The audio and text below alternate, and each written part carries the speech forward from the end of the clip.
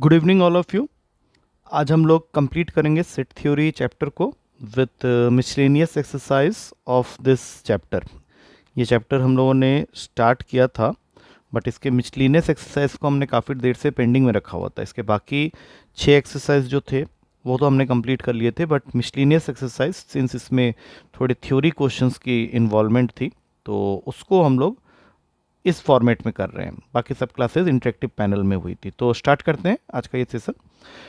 तो miscellaneous exercise का सबसे पहला क्वेश्चन जो है, इसमें हमें दिया हुआ है कि decide among the following sets which set are subset of one and another. इसके लिए हमें पहले सारे सेट्स की वैल्यू को सिंप्लीफाई करना है।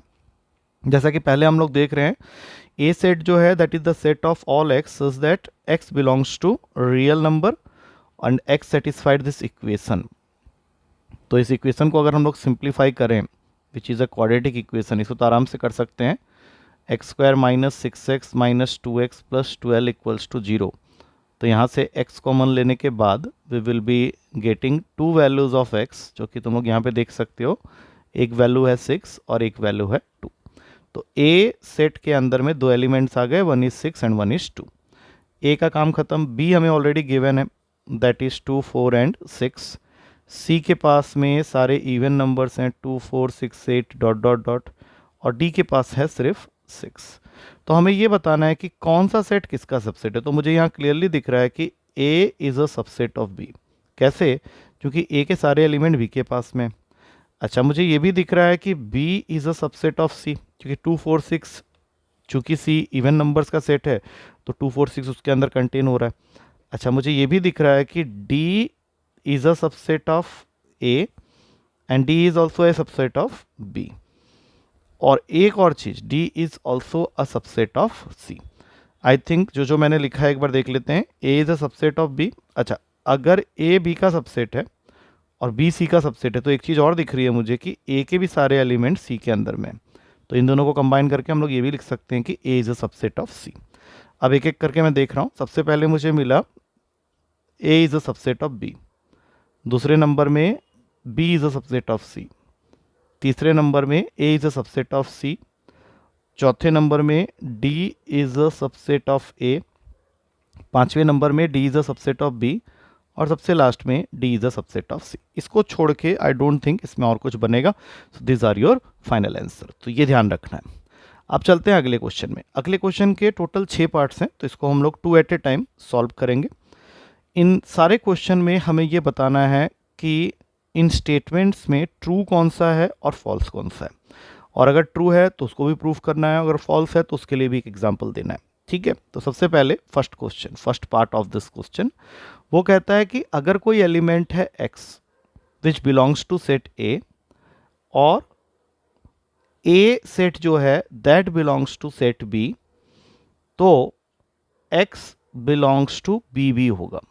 तो हमें ये अभी चेक करना है ये सही है या गलत है। इसके लिए हम लोग क्या करेंगे, एक सेट ले लेंगे। सपोज कर लेते हैं एक सेट मैंने ले लिया है 1 और x को मान लेते हैं 1। तो हम लोग कह सकते हैं कि x बिलोंग्स टू A। अब यही A जो सेट है दैट बिलोंग्स टू B, तो हमें जो B सेट लेना होगा तो उसके अंदर हमें A with bracket as a element वहाँ पे रखना पड़ेगा, और एक मैं अलग से रख लेता हूँ 2।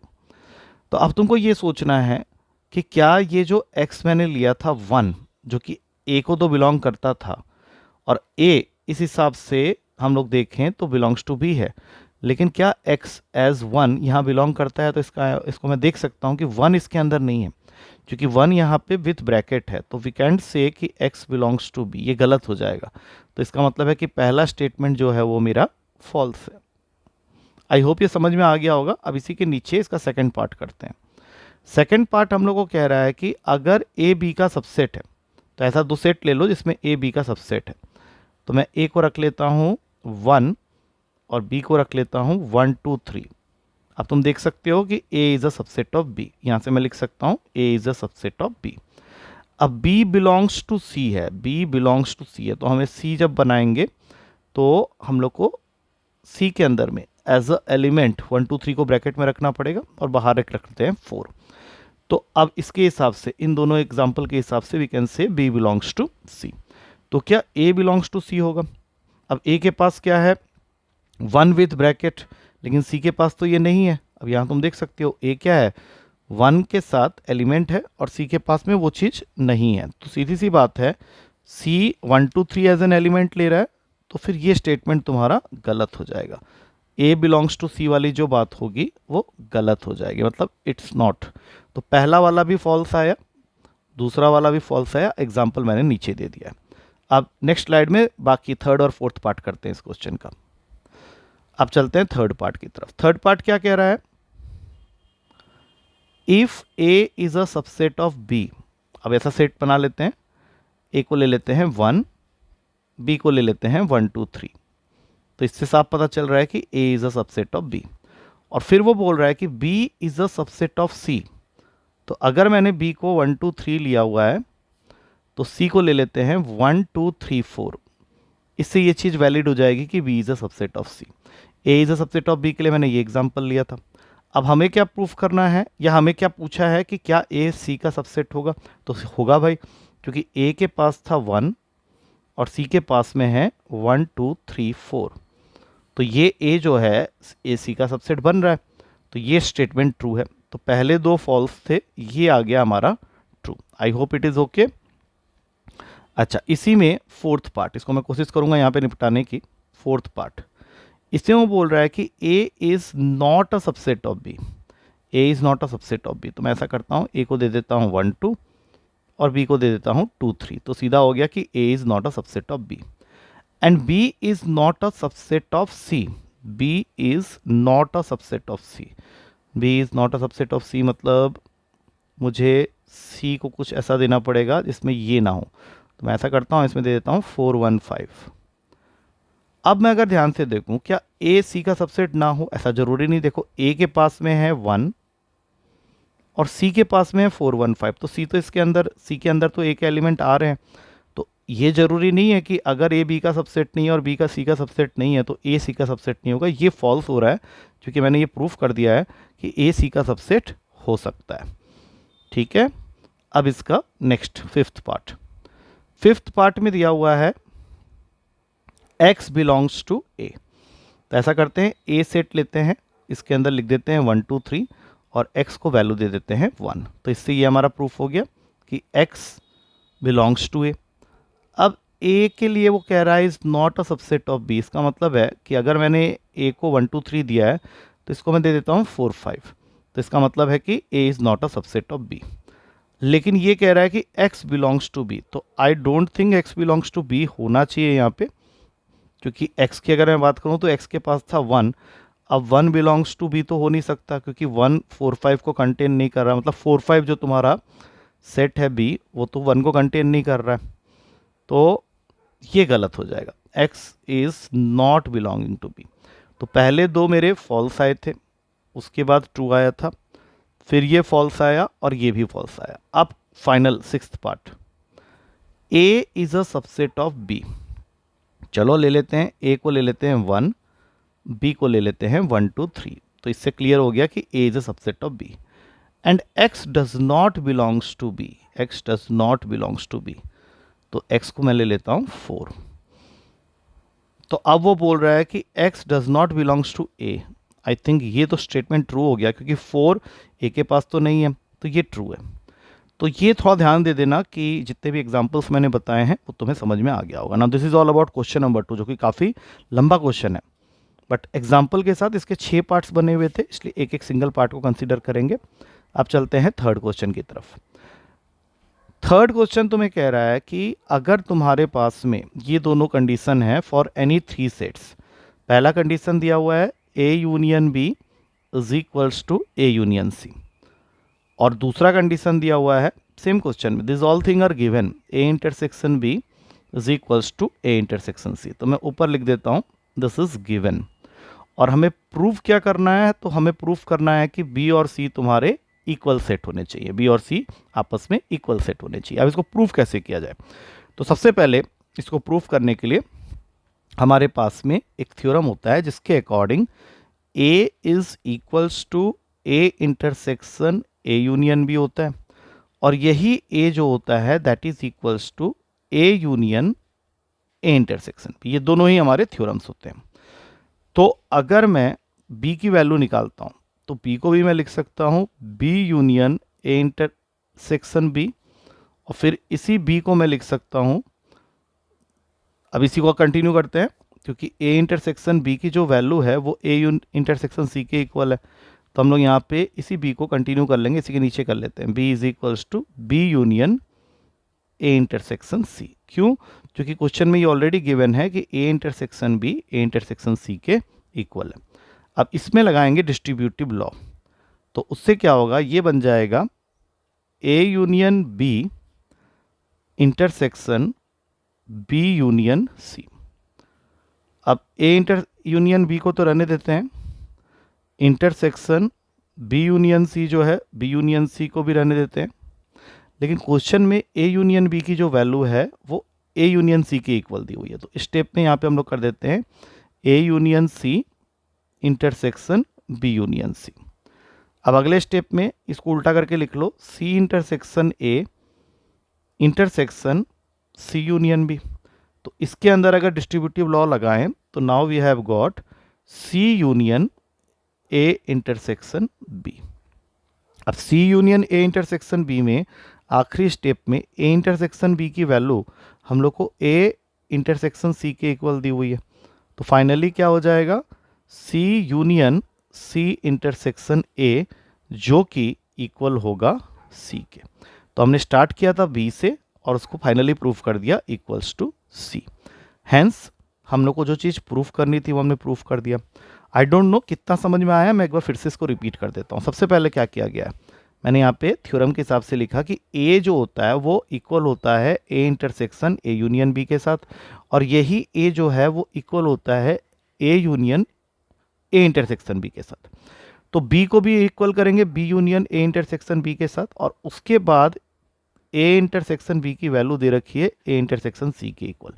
इसके आगे हम लोग इस तरह से करते जा रहे हैं, ए यूनियन बी इंटरसेक्शन, यहाँ पे डिस्ट्रीब्यूटिव लॉ लगा है, इस स्टेप के अंदर में डिस्ट्रीब्यूटिव लॉ लगा है। इस लॉ को अच्छे से समझना बहुत ज़रूरी है। ये लॉ क्या कहता है कि अगर तुम्हारे पास A union B intersection C है तो you can write it as A union B intersection A union C. ना this law is known as distributive law, जो कि यहाँ पे अप्लाई किया गया है। अब उसके बाद ए यूनियन बी की वैल्यू ए यूनियन सी के इक्वल थी, वो लिख दिया। अब फाइनली इसको उल्टा करके C intersection A equal to C union B, तो फाइनली क्या आ गया हमारे पास में, सॉरी यहाँ पे सी यूनियन ए है, C union A intersection C union B, इसी डिस्ट्रीब्यूटिव लॉ के हिसाब से हो जाएगा C union A intersection B. But A intersection B A intersection C के इक्वल है, तो फाइनली ये सी के इक्वल हो गया। Hence B is equals to C. अगला क्वेश्चन है, हमें ये प्रूफ करना है कि ये चारों जो हैं ये इक्विवेलेंट हैं। अब इसके लिए हम लोग क्या करेंगे, सबसे पहले फर्स्ट टू को पकड़ते हैं। फर्स्ट टू के अंदर में दिया हुआ है A is a subset of B, और साथ में बोल रहा है कि A minus B is equals to 5। तो सोचो कि ये जो ए माइनस बी होता है इसका मतलब होता है the set of all x such that x belongs to A but x does not belongs to B. Does not belong का ही मतलब होता है माइनस बी। अगर लेकिन A is a subset of B तुमको दिया हुआ है तो सीधी सी बात है कि ए माइनस बी जो होगा that will be equals to 5, क्योंकि x जो है वो a को तो बिलोंग करता है बट b को बिलोंग नहीं करता है। तो अगर a b का सबसेट है तो a minus B will become equals to 5। अब उसके बाद तुमको क्या करना है, a माइनस बी को जैसे ही 5 किया तो a is a subset of b दिया हुआ है, that means a union b will become equals to b। a is a subset of b है तो a यूनियन b हमेशा b के इक्वल होगा, और उसी तरह से a यूनियन b अगर b के इक्वल है तो a इंटरसेक्शन b जो होगा वो a के इक्वल होगा, क्योंकि तुमने स्टार्टिंग में बोला ही हुआ है कि a is a subset of b। इस बात को मैं यहाँ समझाने की कोशिश करता हूँ। a के पास में है सपोज 1 और b के पास में है सपोज 1 2, तो a अगर b सबसेट a अगर b का सबसेट है तो a यूनियन b जब तुम करोगे, इन दोनों को जब तुम यूनियन करोगे तो सीधी सी बात है b ही आना है, और अगर इनका इंटरसेक्शन करोगे मतलब कॉमन देखोगे तो वो इक्वल्स टू ए आ जाएगा। यहाँ पे ये सारी चीज़ें प्रूफ हो गई हैं, एक साथ देखने की कोशिश करो, ये सारी चीज़ें तुम्हें दिख जाएंगी। अब चलते हैं अगले क्वेश्चन में, that is fifth question. Fifth question क्या कह रहा है कि अगर ए बी का सबसेट है then C minus B is a subset of C minus C. तो सबसे पहले लेफ्ट हैंड साइड को लेते हैं, x belongs to c minus B. तो इसका क्या मतलब हुआ कि x belongs to c and x does not belongs to b। और दूसरे साइड से x belongs to c and x does not belongs to a। और इसमें यह भी दिया हुआ है कि a is a subset of b। अब यहां से तुम देख सकते हो कि अगर तुमने ये लिखा तो x बिलोंग्स टू हो जाएगा c माइनस से। जिस तरह से यहाँ से ये चीज़ मिली थी, तो b को हमने a के साथ क्यों रिप्लेस किया, क्योंकि हमारे क्वेश्चन में ये गिवन है कि a is a subset of b। तो यहाँ पे मैंने इसको रिप्लेस कर दिया। तो ये अब क्या कर दिया हमने, देखो ध्यान से, सबसे पहले हमने 1 इसको माना था, अब ये देखो ये 2 आ गया है, तो दोनों ही x को बिलोंग कर रहे हैं। तो from 1 and 2 we can conclude कि तुम्हारा c minus B is a subset of c minus A, hence proved. अगला क्वेश्चन तुमको ये प्रूफ करवाने के लिए कह रहा है कि a equals to A intersection b union a minus B and a union b minus A equals to a union b। ये हमें प्रूफ करना है। तो सबसे पहले ये ले लेते हैं a intersection b union a minus B. इसको प्रूफ करना है हमें a के इक्वल। तो इसको हम लोग लिख सकते हैं a intersection b union a intersection b dash. और यहाँ पे डिस्ट्रीब्यूटिव लॉ लगा के ये बन जाएगा a intersection b union b dash. अब b यूनियन b डैश जो होता है that is equals to universal set. तो ये बन जाएगा a इंटरसेक्शन यूनिवर्सल सेट। और a का अगर यूनिवर्सल सेट के साथ में इंटरसेक्शन देख रहे हो तो वो a के इक्वल होगा। तो ये तुम्हारा पहला प्रूफ तो हो गया, दिस वन इज ओवर। अब दूसरे साइड से पकड़ते हैं। अब a यूनियन b माइनस ए दिया हुआ है, इस चीज़ को हमें प्रूफ करना है कि ये a यूनियन b के इक्वल आ जाए। तो इसको हम लोग क्या लिखने वाले हैं, a यूनियन, जैसे पिछला किया था, b इंटरसेक्शन a डैश। अब यहाँ से डिस्ट्रीब्यूटिव लगाने पे ये बन जाएगा a union b intersection a union a dash. अच्छा, a यूनियन a डैश फिर से तुमको यूनिवर्सल सेट देगा और यहाँ पे रह जाएगा a intersection b union intersection universal set. तो ये फाइनली तुम्हारा बन गया A यूनियन B। और यही हमें प्रूफ करना था, A union B intersection U करोगे तो U आ जाएगा। ये तुम्हारा दूसरा वाला प्रूफ हो गया। तो इन प्रूफ्स को थोड़ा सा समझ के याद करना पड़ेगा। सेवेंथ प्रॉपर्टी में दो पार्ट्स बनाए गए हैं। पहले पार्ट में हमें प्रूफ करना है कि A union A intersection B is equals to A। तो पहले इसी को प्रूफ करते हैं। तो अगर ए बी का सबसेट है, तो पहले तो इस चीज़ को क्लियर कर लो कि अगर ए बी का सबसेट है तो ए यूनियन बी हमेशा बी के इक्वल होगा और ए इंटरसेक्शन बी हमेशा ए के इक्वल होगा। तो अगर इस क्वेश्चन को आगे बढ़ाना है तो सीधा यहाँ पे देख सकते हैं कि अगर ए बी का सबसेट है तो LHS को पकड़ लो, A union A intersection B को ए से रिप्लेस करो। अब ए को यूनियन करोगे ए के साथ तो ए ही आएगा, is equals to RHS, hence proved. Second part में हम लोग को प्रूफ करना है कि A intersection A union B must be equals to A. अब यहाँ पे भी सेम बात मैं बोलूँगा, अगर ए बी का सबसेट है तो वी ऑल नो कि अगर ए बी का सबसेट है तो ए इंटरसेक्शन बी, एक बार यहाँ पे एग्जांपल लेके ही कर लेते हैं। ए को ले लेते हैं 1, बी को ले लेते हैं 1 एंड 2। तो ए इंटरसेक्शन बी करोगे तो ए आ जाएगा और ए यूनियन बी करोगे तो बी आ जाएगा। ए यूनियन बी करोगे तो बी आ जाएगा। तो अभी हम लोग को क्या करना है, ए इंटरसेक्शन बी जो कि इक्वल्स टू ए है, यहाँ पे हमने लिख दिया है इसको, और A is a subset of A union B. तो हमने क्या प्रूफ कर दिया कि A intersection A union B that will be, यहाँ पे हमने ए इंटरसेक्शन ए करना है और ए इंटरसेक्शन ए करोगे तो ये इक्वल्स टू ए ही आ जाएगा, that is equals to RHS, hence proved. अगले क्वेश्चन में चलेंगे। अब क्वेश्चन ये कह रहा है कि तुमको एग्जाम्पल लेके ये प्रूफ करना है कि अगर A intersection B A intersection C के इक्वल है तो ये जरूरी नहीं है कि बी और सी तुम्हारे इक्वल सेट हो। तो इसके लिए तुम ऐसा करो, एक एग्जाम्पल ले लो, ए को दे दो 1 2 3 4, और बी को दे दो 2 3 4 5 6। अब ऐसा करने के बाद जब तुम ए इंटरसेक्शन बी करोगे तो तुम्हारे पास में आएगा 2 3 4। सी को यहाँ पे एक और सेट का नाम देते हुए बना लो 2 3 4 9 10। अब अगर तुम यहाँ पे ए इंटरसेक्शन सी करते हो तो ए इंटरसेक्शन सी में तुमको मिलने वाला है 2 3 4। तो हम ये तो देख रहे हैं कि A intersection B A intersection C के बराबर तो आ गया है एज पर द क्वेश्चन, लेकिन अगर मैं बी और सी सेट की बात करूं तो B and C are not equal, और यही हमें प्रूफ करना था। हमने बी में रखा था 2 3 4 5 6 को और सी में रखा था 2 3 4 9 10 को, जिससे कि हमारा ए इंटरसेक्शन बी और ए इंटरसेक्शन सी तो सेम आ गया, लेकिन बी और सी को इक्वल होने के लिए each and every element should be equal and total number of elements must be equal. तो ये हम देख सकते हैं कि ये तो नहीं हो रहा है, तो ये हेंस प्रूव्ड।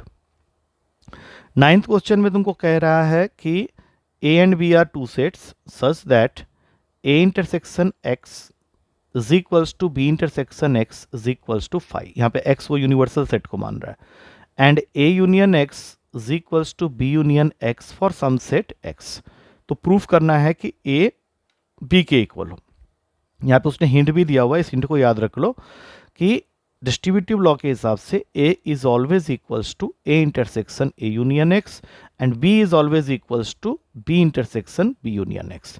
तो जब हम लोग इस क्वेश्चन को स्टार्ट करेंगे तो सबसे पहले इसको पकड़ लेते हैं, ए इंटरसेक्शन ए यूनियन एक्स को। अब ए यूनियन एक्स इक्वल है बी यूनियन एक्स के, तो यहाँ पे बी यूनियन एक्स लिख देते हैं। अब कायदे से ये क्या बन गया, तो ये बन जाएगा, देखो ध्यान से, A is equals to A intersection B union A intersection x. और हम लोग सबको पता है कि A intersection A union x जो होता है that is always equals to A, ये हम लोग को यहाँ पे गिवन भी है। तो अब इसके आगे तुम क्या करोगे, ए इंटरसेक्शन बी लिखोगे और यूनियन करोगे। देखो ए का इंटरसेक्शन अगर एक्स के साथ में कर रहे हो तो ये तुमको 5 देगा। तो यहाँ पे फाइनली क्या आ गया कि A is equals to A intersection B. अब इसी तरह से हमारे पास में ए यूनियन एक्स की वैल्यू बी यूनियन एक्स के इक्वल दी हुई है। अब इसमें दोनों साइड में बी का इंटरसेक्शन कर दो, दोनों साइड में तुमको बी का इंटरसेक्शन करना है। अब इससे क्या होगा, तो इस वाले साइड में आ जाएगा B intersection A union B intersection x, और यहाँ पे क्या आ जाएगा, बी, सिर्फ बी, क्योंकि B intersection B union x जो होता है वो बी के इक्वल होता है, और ये हमें यहाँ पे गिवन है, तो ये जो पार्ट है ये बी के इक्वल हो गया। अब यहाँ पे हम लोग देख सकते हैं, क्योंकि ये जो पार्ट है इसमें हम लोग लिखने वाले हैं B intersection A union 5 is equals to B, और हमने फाइनली प्रूफ कर दिया कि बी इंटरसेक्शन ए जो है वो भी बी के इक्वल है। अब ये हम प्रूफ कैसे कर रहे हैं, क्योंकि क्वेश्चन में ये गिवन था कि ए इंटरसेक्शन एक्स 5 के इक्वल है, और यहाँ पे ये बी इंटरसेक्शन एक्स भी 5 के इक्वल है। तो फ्रॉम इक्वेशन 1 एंड 2 हमने क्या देखा कि ए इंटरसेक्शन बी भी ए के इक्वल है और बी इंटरसेक्शन ए भी बी के इक्वल है। तो ये दोनों तुम्हारे ए और बी जो है from equation 1 and 2 they become equal. अब आखिरी क्वेश्चन में आ रहे हैं, यहाँ पे एग्जांपल लेके कर सकते हैं। उसने तुमको बोला है कि 3 सेट लेने हैं ए बी सी। ए को मैं ले लेता हूँ 1 2, बी को ले लेता हूँ 1 4 और सी को ले लेता हूँ 2 4। अब इससे हमें क्या करना है, सबसे पहले तो ये देखना है कि ए इंटरसेक्शन बी में कुछ ना कुछ होना चाहिए, because they are non empty set. तो ए इंटरसेक्शन बी यहाँ पे मेरा हो जाएगा 1। फिर मुझे ये भी देखना है कि B intersection C should also be a non empty set. तो बी इंटरसेक्शन सी यहाँ पे तुम देख सकते हो दैट इज़ 4। और साथ में ये भी देखना है कि A intersection C must be also a non empty set. तो ए इंटरसेक्शन सी में भी तुम देख सकते हो 2 आ रहा है। लेकिन अगर मैं A intersection B intersection C करने जाऊंगा, that means I have to search for an element which is common in all the 3, तो I will not get nothing. यहाँ पे कुछ मिलना ही नहीं है, तो इसलिए इसको 5 लिख सकते हैं। तो ये सीधा क्लियर कर रहा है कि अगर A intersection B B intersection C और A intersection C non empty set हैं भी, तो ये जरूरी नहीं कि A intersection B intersection C भी नॉन एम्प्टी होगा, it will be an empty set. तो ये हमने एग्जाम्पल से प्रूफ कर दिया। तो ये थोड़ा सा ध्यान से देखने वाले क्वेश्चंस हैं, इसमें से डेफिनेटली 1-2 क्वेश्चन एग्जामिनर या टीचर देगा ही पेपर में।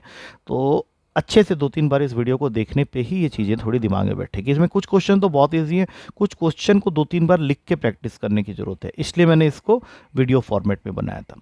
आई होप इस वीडियो को देख के सारे क्वेश्चंस क्लियर होंगे। इस आशा के साथ में इस वीडियो को यहाँ पे ख़त्म करते हैं। Do watch this video. खासकर जो बच्चे पेपर देने जा रहे हैं उनको ये वीडियो देखना बहुत ज़रूरी है। और वीडियो देखने के साथ साथ एक क्वेश्चन जब देख लेते हो तो उसको बंद करके दोबारा प्रैक्टिस करना भी ज़रूरी है। सिर्फ देखते रहने से तो यही लगेगा कि आ गया, लेकिन जब तक खुद से नहीं करोगे तब तक नहीं पता चलेगा। ठीक है, चलो, take care. Thank you to all of you.